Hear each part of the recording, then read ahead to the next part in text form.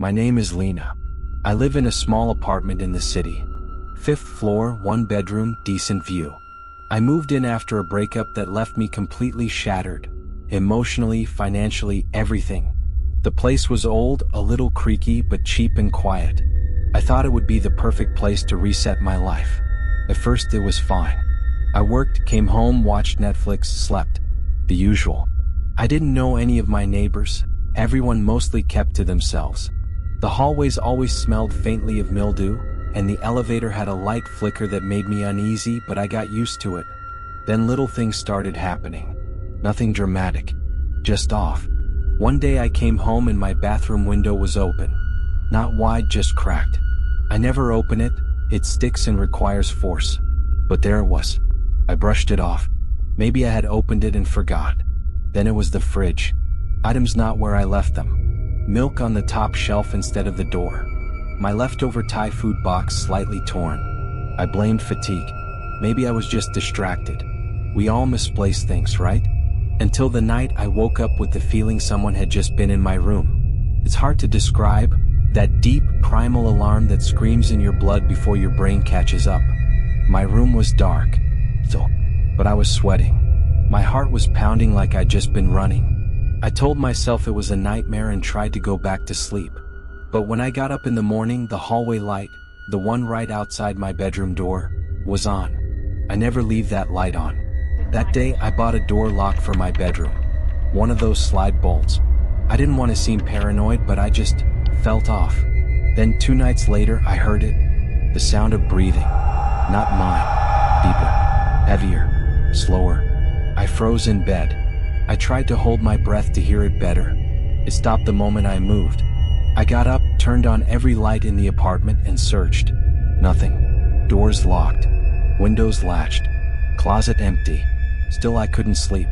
The next day I ordered a cheap motion-activated camera, just for peace of mind. I installed it in my bedroom facing my bed. That night I locked my bedroom with the bolt and the knob.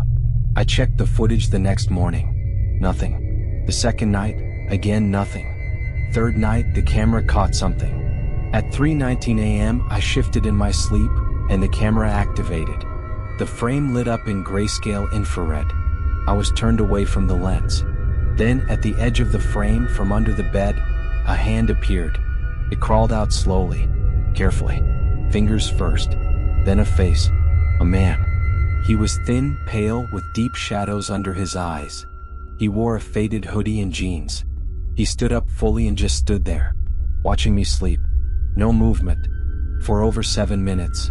Then he bent down, not to touch me but to look directly at the camera. And he smiled. I threw up.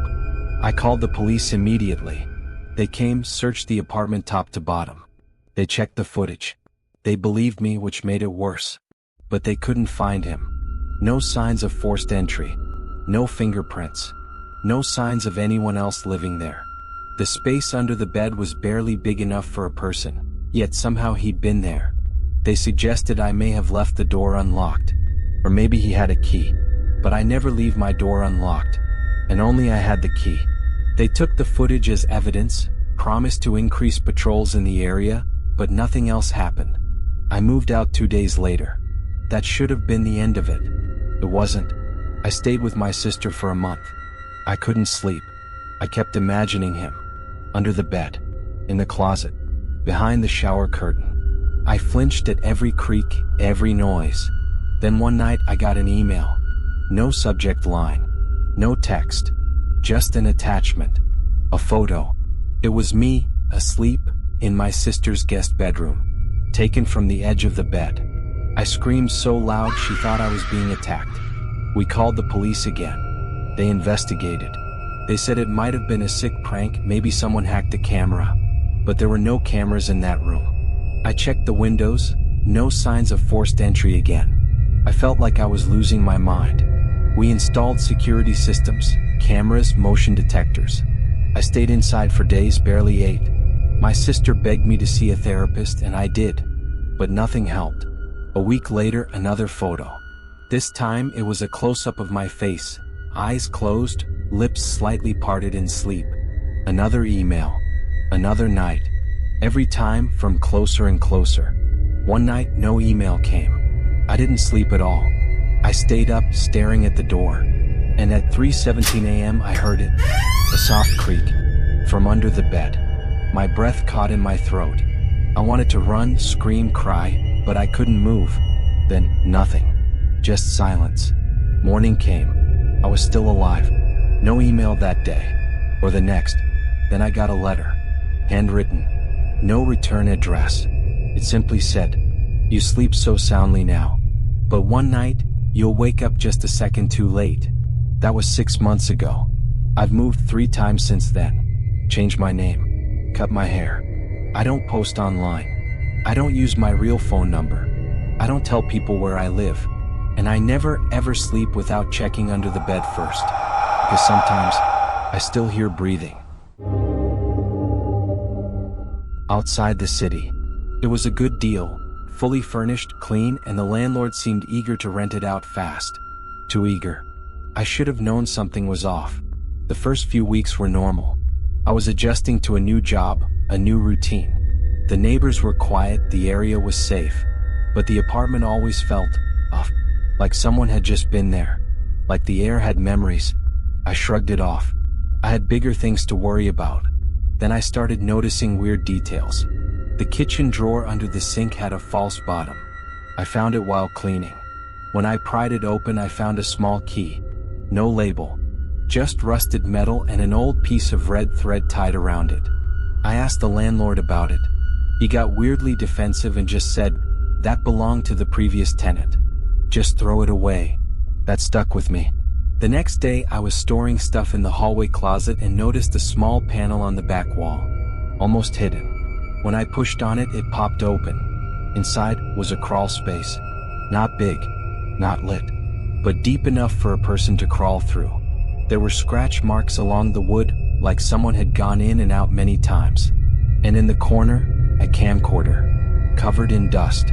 The battery was long dead, but the memory card was still inside. I charged it and plugged it into my laptop. There were dozens of videos. All time-stamped, all from before I moved in. Most of them were of the living room. Harmless at first, the previous tenant watching TV, cooking, just existing.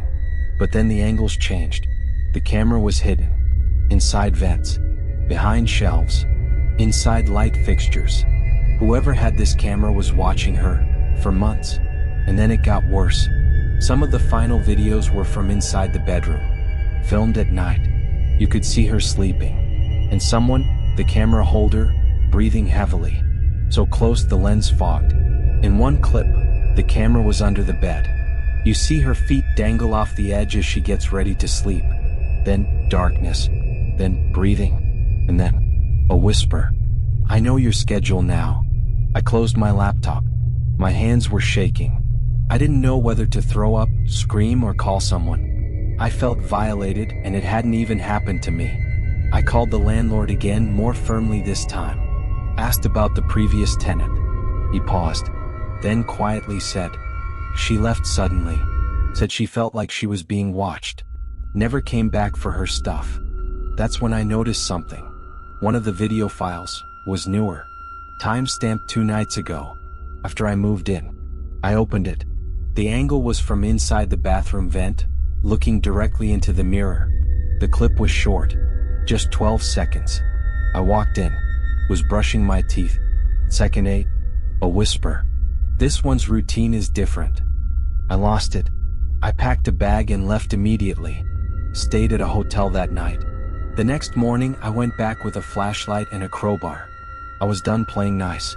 I tore through every vent, every panel, every suspicious-looking part of the apartment. I found 6 cameras in total. Some dead. Some still warm to the touch. One was inside a hollowed-out light switch. Another behind the bathroom mirror. But the worst was the attic hatch. It was above the hallway. I hadn't even noticed it before.